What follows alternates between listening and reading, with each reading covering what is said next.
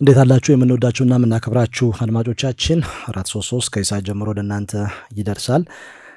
በእንግሊዝ ፕሪሚየር ሊግ ከጠባቂ ጨዋታዎች መካከል አንደኛው ይሄ ጨዋታ ነው። አርሰናል ከክሪስታል ፓላስ ጋር የሚያደርገው ጨዋታ በሊጉ ደረጃ ሰንጠረዥ አናት ላይ ተቀምጦ ነው። 19 ነጥቦች አሉት አርሰናል። ክሪስታል ፓላስ 13 ነጥቦች አሉት። በሊጉ ወገብ አካባቢ የሚገኝ ቡድን ነው። እንግዲህ ባለፈው አመት በተለይ በአሰልጣኝ ኦሊቨር ግላስነር ስር እጅግ በጣም ጥሩ ጊዜያትን አሳልፈዋል። በ85 ቀን ልዩነት በኤፍኤ ካፕ የፍጻሜ ጨዋታ ማንቸስተር ሲቲን 1-0 በኤቤሬቺ ኤዜ ጎል፣ እንደዚሁም ደግሞ ሊቨርፑልን በኮሚኒቲ ሺልድ በመለያ ምት አሸንፈው ለትልቅ ቡድኖች መልእክት አስተላልፈዋል። ሁለቱንም ጨዋታዎች ማሸነፉ ትርጉሙ ማሸነፍ ብቻም ሳይሆን በራስ የመተማመን ስሜቱን ከፍ የሚያደርግበት፣ ክሪስታል ፓላስ በኦስትሪያ አሰልጣኝ ስር ለማንም የማይመለስ ቡድን መሆኑን ቀጣዮቹ ዓመታትም በሚገባ ከዚህ ቡድን ጋር ጥሩ መሆናቸውን በሚገባ ያሳየ ነው። ዘንድሮም ጥሩ ጉዞ እያደረገ ነው የሚገኘው። ያንን ተከትሎ እንግዲህ ዛሬ ከአርሰናል ጋር የሚያከናውነው ጨዋታ ትኩረት ይዘዋል። በአውሮፓ መድረክም ተሳታፊ ነው። በሳምንቱ አጋማሽ በእርግጥ ሽንፈትን መዝግቧል። በዩኤፋ ኮንፈረንስ ሊግ ወይም በዩሮፓ ኮንፈረንስ ሊግ በኤኢኬ ላርናካ 1-0 በሆነ ውጤት ተሸንፏል። ከዛ በፊት ከዳይናሞ ኪየቭ ጋር ባደረገው ጨዋታ 2-0 በሆነ ውጤት ያሸንፏል። ከሜዳ ውጪ ሊቨርፑልን ለመጀመሪያ ጊዜ በዚህ ውድድር ዘመን ያሸነፈ የሊቨርፑልን ያለመሸነፍ ጉዞ የገታ ቡድን ነው ክሪስታል ፓላስ። በእርግጥ የራሱን ጉዞ ከ19 ጨዋታዎች በኋላ በኤቨርተን መገታቱ ይታወቃል። ያም ቢሆን ግን ወሳኝ ተጫዋቾችንም አቶ በጥንካሬው ቀጥሏል። ኤቤሬቺ ኤዜ የቡድኑ ቁልፍ ተጫዋች ነው። ማርክ ጌሂን በቡድኑ ውስጥ ማቆየታቸው በጥሩ ጎኑ ሊገለጽ የሚችል ነው።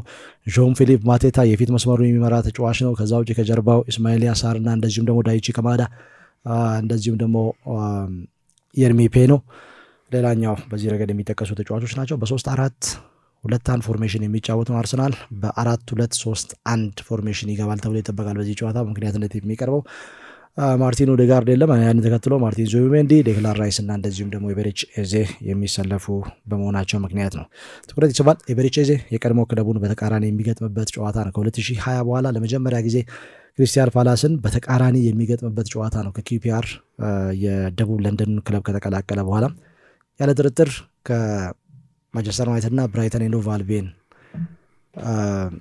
ቀጥሎ ወይንም ደግሞ ቀዳሚውን ቦታ ወስዶ የሳምንቱ ተጠባቂ ጨዋታ ነው። ቤለሻይ ጨዋታ የሳምንቱ ተጠባቂ ጨዋታ ምንም ያለ ጥርጥር ማርክ አርሰናል ከድንቅ ፐርፎርማንስ በኋላ ነው ይህን ጨዋታ የሚያደርገው ከአትሌቲኮ ማድሪድ የሻምፒየንስ ሊግ ጨዋታ በኋላ። ክሪስታል ፓላስ ማርክ እስካሁን ቅድም ያነሳው ጨዋታ ብቻ ነው በፕሪሚየር ሊጉ የተሸነፈው፣ በኤቨርተን የገጠመው ሽንፈት ብቻ። በሌሎች ጨዋታዎች አልተሸነፍም ይሄ ቡድን። ስለዚህ ጠንካራውን ክሪስታል ፓላስ ነው አርሰናል በሜዳው የሚያስተናግደው። ኦሊቨር ግላስነር እያንዳንዱ ጨዋታ የተለያየ አይነት የጨዋታ አቀራረብ የሚከተሉ አሰልጣኝ፣ ተለዋዋጭነታቸው ለእንግሊዝ ፕሪሚየር ሊግ የትኛውም አሰልጣኝ ፈታኝ እንደሆነ ከመጡበት ጊዜ ጀምሮ አሳይቷል። ማርክ ወደ ሌላ ሌቭል አሻግረውታል። ይህንን ቡድን የአሰልጣኝ እጃረፈበት ቡድን እንደሆነ በሚገባ አሳይቷል ያለ ጥርጥር። ምናልባት ዘንድሮ የሚቆጠርባቸው ጎል ትንሽ መጠኑ ከፍ ያለ ይመስላል። በ8 ጨዋታ ከወዲሁ 8 ጎል ተቆጥሮባቸዋል። በጨዋታ 1 ጎል ማለት ነው። ይህንን መቀነስ የበለጠ የሚያስፈልጋቸው ይመስላል እንጂ ቡድኑ አንድ ጨዋታ ብቻ ነው የተሸነፈው። 12 ጎሎች በ8 ጨዋታ አስቆጥረዋል። በሊጉ ምርጥ ከሊጉ ምርጥ 9 ቁጥሮች መካከል አንደኛው በክሪስታል ፓላስ ይገኛል። ማቴታ በጣም ጥሩ ጊዜ ነው እያሳለፈ ያለው። ከሊጉ ምርጥ ተከላካዮች መካከል አንደኛው የሚገኘው በክሪስታል ፓላስ ነው። ባለፈው አፍሪካ ሰርቷል ነገራችን ላይ ማቴታ ቦርንመዝ ላይ 3-3 በተለያዩበት ጨዋታ ሃትሪክ መስራት ችሏል። ሌላው የሊጉ ምርጥ ተከላካይም በአንደኛው ምርጥ ተከላካይ ማርክ በጣም ጥራት ያለው ተጫዋች ነው። ትልልቆቹ የአውሮፓ ክለቦች ሪያል ማድሪድ፣ ራሱ ሊቨርፑል፣ ትልልቅ ክለቦች የሚፈልጉት አይነት ተከላካይ ነው። አሰልጣኙ ሌላው የቡድኑ ጠንካራ ጎን ናቸው። ማርክ የበለጠ ማጥቃትና መከላከሉ ሚዛን ያደረጉበት ኳሊቲያቸው ለተጫዋቾቹ ለትልልቅ ጨዋታዎች አሰልጣኙ የሚከተሉትን የሚነድፉትን የታክቲክ አማራጮች በሙሉ እንዲረዱ በማድረግ ተጫዋቾቹን በደንብ ማጎልበት መቻላቸው ብዙ እያስወደሳቸው ነው ያለው ኦሊቨር ግላስነርን። እርግጥ በጀርመንም ምርጥ ከሆኑ አሰልጣኞች መካከል አንደኛው ናቸው። በኢንትራክት ፍራንክፈርት ኢሮፓ ሊግ ዋንጫውን ማንሳት ችለዋል። ይሄ በጣም ትልቅ ስኬት እንደሆነ ይታወቃል እና በደንብ ለክሪስታል ፓላስ ትልቅ ስራ እየሰሩ ያሉ አሰልጣኝ ናቸው። በሶስት ተከላካይ ይጫወታሉ። ሶስቱም የማል ተከላካዮች የተፋላሚነት፣ የአየር ላይ ኳስ፣ ከኋላ ኳስ ጀምሮ መጫወት ብዙ ኳሊቲ አላቸው። ሌላኛው የቡድኑ ጠንካራ ጎን ዲኒ ሄንደርሰን ነው ማለት ከነዚህ ሶስት ተከላካዮች ጀርባ ያለው ግብ ጠባቂ በጣም ጥራት ያለው ግብ ጠባቂ ነው። አማካዩ ላይ አዳም ዋርተን እንግዲህ አሁን ማንቸስተር ዩናይትድ ምናልባት ባሌባን የሚያጣ ከሆነ አዳም ዋርተን ሌላኛው ምርጫው እንደሆነ ይነገራል። ምናልባት ሁለቱም በጋራም የማምጣት አይነት ፍላጎት እንዳለ ግምቶች አሉ። አዳም ዋርተን ሰራተኛ ነው፣ ብዙ ሜዳ ካለው ይጫወታል፣ ከኳስ ጋር በጣም ምርጥ ነው። ዳይቺ ካማዳ ማይክል ካሪክን የሚመስል ፓሰር ነው። በየበለጠ ይሄ ከአግሬሲቭነት ይልቅ ዲፕ ላይን ፕሌይ ሜከር አይነት 6 ቁጥር ነው። የበለጠ የሚያሰራጫቸው ኳሶች ጥራታቸውን የጠበቁ ናቸው። ዝግ ያለ ይመስላል፣ ግን የሚፈለግበት ቦታ ላይ ቀድሞ ይደርሳል። ዳይቺ ካማዳ ደግሞ ብዙ ሜዳ አካሎ ይጫወታል። ሂዊዝንም ሲጠቀሙ ዊሊዝንም ሲጠቀሙ ይህንን ማድረግ ይችላል እና የተለያየ ባህሪ ያላቸው ጥሩ አማካዮችን ነው የሚጠቀሙት። ማርክ አርሰናል እንግዲህ 4-2-3-1 የበለጠ የአርሰናል የማጥቃት እንግዲህ አሁን 10 ቁጥር ላይ ኤቨሬች መጠቀም ሲጀምሩ በሳጥኑ ትይዩ ማደገኝነት እየተመለከትን ነው በአርሰናል ማጥቃት ላይ። እንግዲህ ባለፉት ዓመታት የበለጠ የአርሰናል ቀኝ ሳይድ ብዙ ጊዜ የምናነሳው ኦዴጋርድ፣ ቡካዮ ሳካ ያሉበት ፖዚሽን የበለጠ የአርሰናል የማጥቃት ሚዛን ወደ ቀኝ ያዘነበለ ነው። አሁን ግን እንደዛ አይመስልም ማርክ። አሁን በሳጥኑ ትይዩ በተለይ ኤቨሬች 10 ቁጥር ሲሆን ሌላ አደገኛ ኳስ ማቀበል የሚችል በሻምፒየንስ ሊጉ ተመልክተናል ማርክ። ለቡካዮ ሳካ ያቀበለው ኳስ ራሱ ወደ ሳጥን ተጠግቶ ድሎችን የሚፈጥር ጎል የሚያስቆጥር አይነት 10 ቁጥር ይዘዋል። ስለዚህ አሁን የበለጠ የአርሰናል ማጥቃት ተገማች ያልሆነ ሶስቱንም አታኪንግ ፖዚሽን የሚጠቀም ከቀኝ የሚነሳ በሳጥን ትይዩ፣ በግራው ደግሞ የዚህ ከቀኝ የሚነሳውን የማጥቃት አደገኛ እንቅስቃሴ ለመጨረስ 2 አደገኛ ሰዎችን በተከታታይ ጨዋታ እየተመለከትን ነው። ባለፈው ሳምንት ፉላምን 1-0 ባሸነፈበት ጨዋታ ከቀኝ የተነሳውን የማጥቃት እንቅስቃሴ ወይም ደግሞ የተሻገረን ኳስ ከግራ እያጠበበ የገባው ትሮሳርድ ነው ወደ ጎልነት የቀየረው። ጋብሪኤል ማጋሊሽ የጨረፈውን የማዕዘን ምት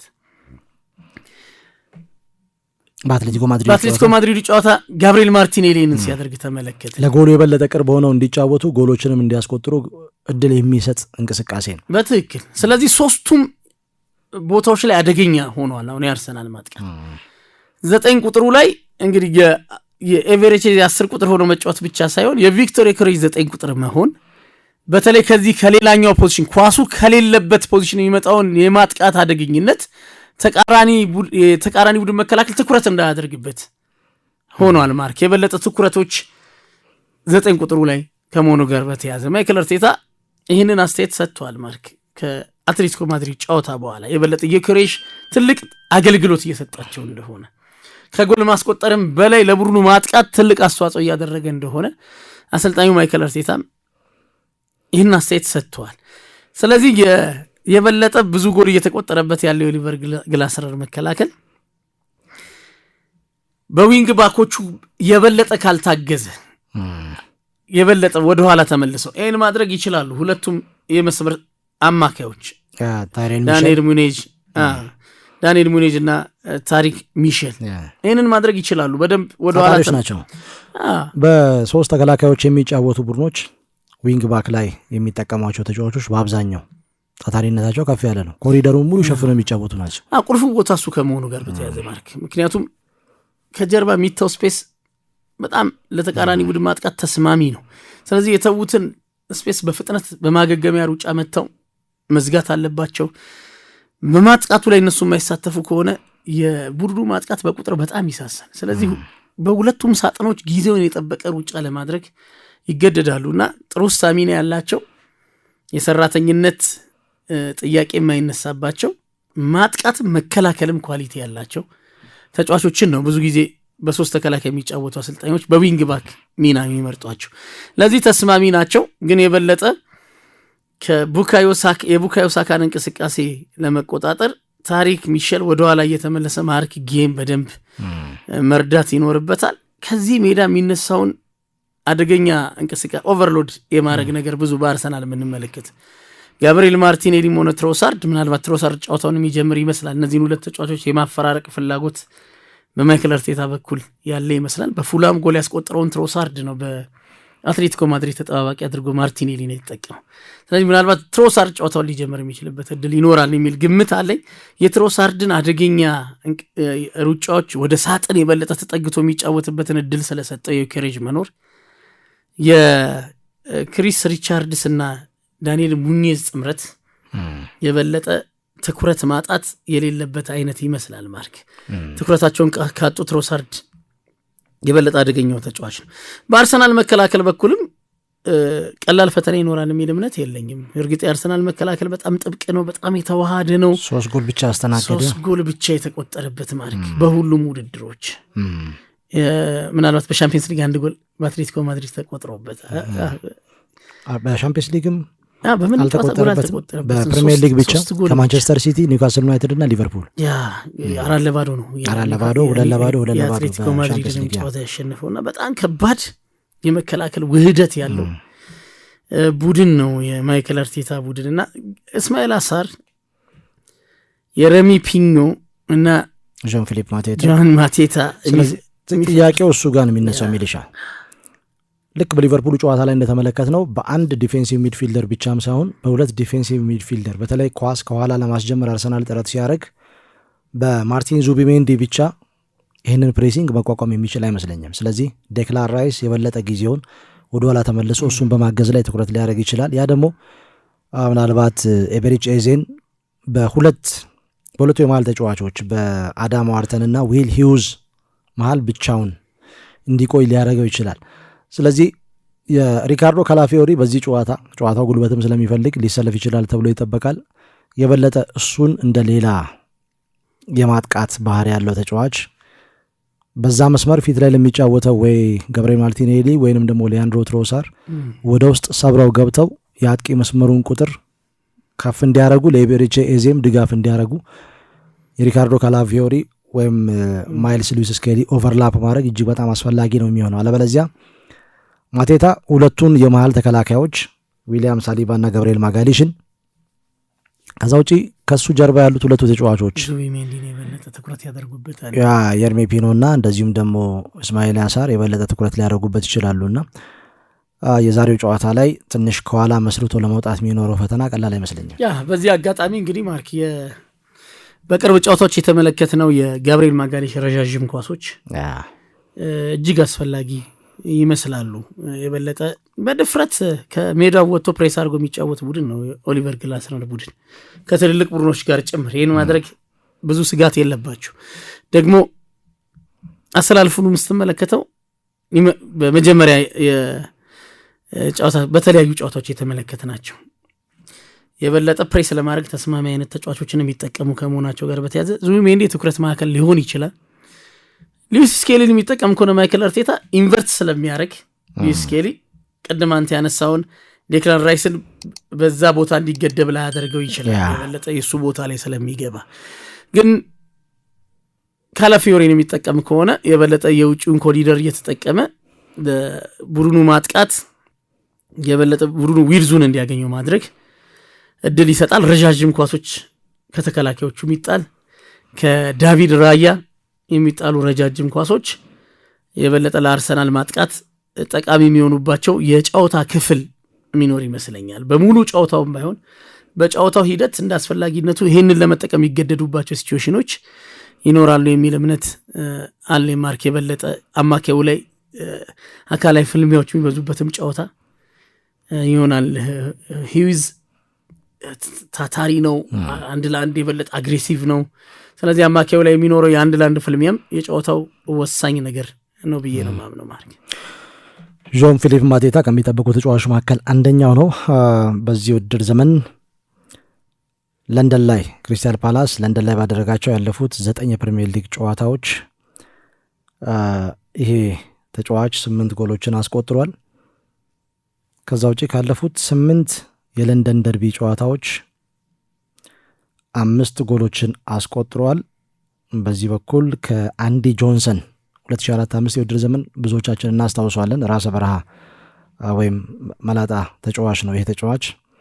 ከዛ ውጪ ዊልፍሬድ ዛሃ በ2020-21 የውድድር ዘመን ባለፉት 8 ጨዋታዎች በ8 ጨዋታዎች ለንደን ላይ በተከናወኑ ጨዋታዎች 5 የሊግ ጎሎችን በማስቆጠር 3ኛው ተጫዋች ሆኗል። ስለዚህ አንደኛው አስፈሪው ተጫዋች ይሄ ይመስለኛል። ከጋብሪኤል ማጋሊሽ እና ከዊሊያም ሳሊባ ጋር በሊጉ የመጨረሻ ጨዋታ ቦርንመዝ ላይ 2-0 እየተመራ ክሪስታል ፓላስ 3-3 ሲላይ 3ቱንም ጎሎች ያስቆጠረው ተጫዋች ነው። ለፈረንሳይ ብሔራዊ ቡድን ለመጀመሪያ ጊዜ ጥሪ ተደርጎለት ጎል ማስቆጠር ችሏል። ከአይስላንድ ጋር በተከናወነ ጨዋታ እጅግ በጣም ጥሩ ፎርም ላይ የሚገኝ ተጫዋች ነው። ሊያንድሮ ትሮሳር በዚህ ረገድ አሁን ጎል እያስቆጠረ የሚገኝ ተጫዋች ነው። ፉልሃም ላይ በሊጉ 8ኛው ሳምንት ጎል በማስቆጠር ብቸኛ የማሸነፊያ ጎል ማግባቱ ይታወቃል። ተጫዋች ከክሪስታል ፓላስ ጋር ባደረጋቸው ያለፉት 2 ጨዋታዎች አርሰናል በቋሚነት ጀምሮ ይሄ ተጫዋች በሁለቱም ጨዋታዎች ጎል ማስቆጠሩ ይታወቃል። እርሱ ጎል ባስቆጠረባቸው 21 ጨዋታዎች አርሰናል ሽንፈትን አልመዘገበም። በሊጉ 17 ጨዋታ አሸንፎ 4 ጨዋታ አቻ ተለያይቷል። ጋብሪኤል ማጋሊሽ በ38 ጨዋታ፣ ሴስ ፋብሪጋስ በ32 ጨዋታ፣ ፖል ሜርሰን በ27 ጨዋታ ጎል ባስቆጠሩባቸው ጨዋታዎች ቡድኑ አልተሸነፈም። ከዛ ቀጥሎ የሚቀመጠው ሊያንድሮ ትሮሳር ነው። ይሄ አንደኛው መረጃ ሊሆን ይችላል። ዞሮ ዞሮ እንግዲህ የሁለቱ ቡድኖች ጨዋታ በተለይ ሊቨርፑል አሸንፎ ከሆነ አርሰናል ላይ ጫና መፍጠሩ ጥያቄ የሚነሳበት ጉዳይ አይደለም። ማንቸስተር ሲቲም ቀድሞ ነው ጨዋታው የሚያከናውነው ዛሬ ከአስቶን ቪላ ጋር በሚከናወን ጨዋታና ማንቸስተር ሲቲ የሚያሸንፍ ከሆነ የበለጠ ነጥቡን እኩል አድርጎ ወይም 19 ነጥብ ሆኖ የሚያከናውኑት ጨዋታ ነውና ክሪስታል ፓላስ ምናልባት ዘንድሮ በሻምፒየንስ ሊግ የሚሳተፉ ዋንጫ የሚያነሱ ቡድኖችን እንደዚሁም በዩሮፓ ሊግ የሚሳተፉ ቡድኖችን እጣ ፈንታ ከሚወስኑ ቡድኖች መካከል አንደኛው ይመስለኛል። ያ ጠንካራ ቡድን ነው የገነቡት ኦሊቨር ግላስነር። አርሰናል በሜዳው እንደመጫወቱ ማርክ አንድ ለሻምፒዮን የሚጫወት ቡድን ተከታታይ ጨዋታዎችን ማሸነፍ ግዴታ አስፈላጊ ነው። ዛሬ ደግሞ ጨዋታውን የሚያከናውነው በራሱ ሜዳ ከመሆኑ ጋር በተያያዘ ቀላል ጨዋታ ባይገጥሙም ግን ጥሩ ጊዜ ላይ ያለ ቡድን እንደሆነ ይታወቃል። አርሰናል ዌስትሃምን፣ ኦሎምፒያኮስን በተመሳሳይ ውጤት ነው ያሸነፈው። ከኒውካስል በኋላ ያን ያክል ጠንከር ያለ ፈተና የማይክል አርቴታ ቡድን የገጠመው አይመስልም። ማለት ኦሎምፒያኮስን 2-0 ለማሸነፍ በሜዳው ብዙ አልተቸገረም። ዌስትሃምም ጥሩ ጊዜ ላይ አይደለም ያለው። ዌስትሃም በዚህ ሳምንትም በሊድስ ዩናይትድ 2-1 በሆነ ውጤት ተሸንፈዋል። እሱም ያን ያክል የፈተነው ጨዋታ አይደለም። የፉልሃሙ ጨዋታ ቀላል አልነበረም። ማለት ጥሩ ሳይሆን አርሰናል ያሸነፈው ከሜዳ ውጪ ነው። ጥሩ ለመንቀሳቀስ የተቸገረ ጎል የሚያስቆጥርበትም እድል የነበረ አይመስልም በጨዋታውና ያንንም ጨዋታ ማሸነፍ ችሏል። እንግዲህ ለሻምፒዮንነት የሚጫወቱ ቡድኖች ሁሉም 90 ደቂቃቸው ጥሩ አይደለም። ማለት አንዳንድ ጥሩ በማይሆኑባቸው ጨዋታዎችም 3 ነጥብ ይዞ መውጣት የበለጠ ተጠቃሚ ያደርጋቸዋል ቡድኖቹን። ከአትሌቲኮ ማድሪድ ጋር በሜዳው በጣም ድንቅ ከነበረበት ጨዋታ በኋላ ነው ይህንን ጠንካራ ጨዋታ በሊጉ የሚያደርገው። ስለዚህ ተከታታይ ጨዋታዎችን በተለይ በሜዳ የምታደርጋቸውን ጨዋታዎች እያሸነፍክ መሄድ የሚፎካከሩ ቡድኖች ላይ የምትፈጥረው ጫና ከፍ እያለ ይመጣል። ስለዚህ ለአርቴታ ከዚህ ጨዋታ ከ3 ነጥብ ውጪ ምንም አይነት እንደ በጎ ነገር አይነሳም። ስለዚህ በትኩረት ከዚህ ጨዋታ 3 ነጥብ መውሰድ ለአርሰናል እጅግ በጣም አስፈላጊው ነገር። ከመጀመሪያዎቹ 8 ጨዋታዎች በኋላ 65 የጎል ማግባት ሙከራ ነው የተደረገበት። አርሰናል እጅግ በጣም ዝቅተኛው ቁጥር ነው። 18 ኢላማውን የጠበቀ የጎል ማግባት ሙከራ ነው የተደረገበት ከ8 ጨዋታዎች በኋላ። ከዛ ውጪ ኤክስፔክትድ ጎልስ አርሰናል ላይ የተደረገው 4.8 ነው። በዚህ በኩል እንግዲህ እጅግ በጣም ዝቅተኛው ነው። ይሄም እንደዚሁም ደግሞ ያስተናገደው 3 ጎል ነው። በ1998-99 የውድድር ዘመን ማንቸስተር ዩናይትድ የ3ዮሽ ዋንጫ ባለቤት ሲሆን በመጨረሻው ቀን ላይ ነው ማንቸስተር ዩናይትድ የሊጉን ዋንጫ ማሳካቱን ያረጋገጠው። ባልሳሳት ቶትናምን ከመመራት ተነስቶ 2-1 በሆነ ውጤት ካሸነፈ በኋላ ሌስ ፈርዲናንድ አንድ ተንጠልጣይ ኳስ ማስቆጠሩ ይታወቃል። ከዛ በኋላ ግን ማንቸስተር ዩናይትድ በዴቪድ ቤካም እና እንደዚሁም ደግሞ በአንዲ ኮል አማካኝነት 2-1 አሸንፎ የሊጉን ዋንጫ ማሳካቱ ይታወቃል። በዛ የውድድር ዘመን ከመጀመሪያዎቹ 8 ጨዋታዎች ያስተናገደው 3 ጎል ብቻ ነው። አርሰናል ጠንካራ የተከላካይ መስመር ነበረው። እነኛ ኦልድጋርድ፣ ቶኒ አዳምስ፣ ከዛ ውጪ እነ ናይጀል ዊንተንበርን እንደዚሁም ሊዲክሰን እነ ቦልድ በዚህ ረገድ የሚጠቀሱ ተጫዋቾች ናቸው። ማርቲን ኮይን ሌላው የሚጠቀስ ነው። ክሪስታል ፓላስ በሊጉ 43 ኢላማቸውን የጠበቁ የጎል ማግባት ሙከራዎችን አድርጓል። ግን ደግሞ ኤክስፔክትድ ጎልስ ከዚህ ሁሉ በኋላ 17.4 ነው። 33 ትልልቅ እድሎችንም መፍጠር ችሏል። 22 ትልልቅ እድሎችን አግኝቶም መጠቀም ያልቻለ ቡድን ነው። ጠንካራ የተከላካይ መስመር፣ ጠንካራ የአጥቂ መስመር የሚያደርጉት ጨዋታ ነው የሁለቱ ቡድኖች ጨዋታ። እንግዲህ ታክቲካዊ ፍልሚያውን፣ ወቅታዊ ጉዳዮችን በሚገባ ተመለከትን። ለመጨረሻ ጊዜ ሁለቱ ቡድኖች በተገናኙበት ጨዋታ ኤፕሪል ላይ የተከናወነ ጨዋታ ነው። ባለፈው ዓመት 2-2 በሆናቸው ውጤት ተለያይተዋል ኤሚሬትስ ላይ። አርሰናል ግን ባለፈው ዓመት ዲሴምበር ወር ላይ ከሜዳ ውጭ በሴልኸርስት ፓርክ 5-1 በሆነ ውጤት ማሸነፉ የሚታወስ ነው። ሁለቱ ቡድኖች በሚያደርጉት ጨዋታ የጨዋታው ልዩነት ፈጣሪ የሚሆነው የትኛው ነው? ዦን ፊሊፕ ማቴታ፣ ቪክቶር ዮኬሬሽ በሳምንቱ አጋማሽ 2 ጎሎችን አስቆጥረዋል። እነኚህ 2 ጎሎች በራስ የመተማመን ስሜቱን ከፍ አድርገው ተጨማሪ ጎሎች እንዲያገኝ እድል ይሰጠዋል ወይ?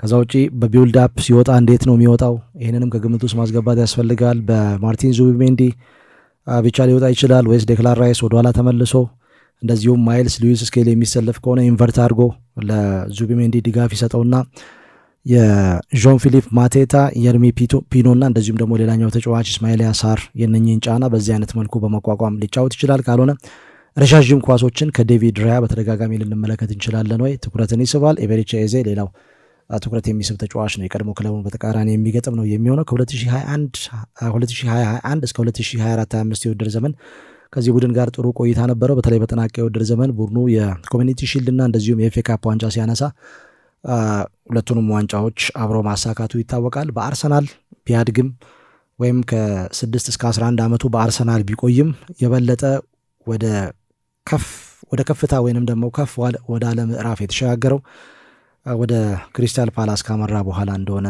ይታወቃል። በእርሱ ቦታ ነው እንግዲህ የርሚ ፒኖ ከቪያሪያል ክሪስታል ፓላስን የተቀላቀለው። የሚኬል አርቴታና እንደዚሁም የኦሊቨር ግራስነር የታክቲካዊ ጉዳይ ወይም ፍልሚያው ምን ሊመስል ይችላል? ሀሳብ አስተያየት አድርሱን። ሰብስክራይብ አድርጎ የበለጠ ቤተሰብ ሁኑ።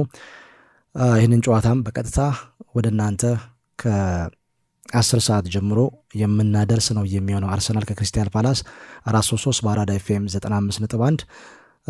ይህም ጨዋታ ከጠናቀቀ በኋላ አርሰናል ከክሪስታል ፓላስ ጋር የሚያደርጉት ጨዋታ ከጠናቀቀ በኋላ ኤል ክላሲኮን ከግማሽ በኋላም ቢሆን ወደ እናንተ የምናደርስ ነው የሚሆነው።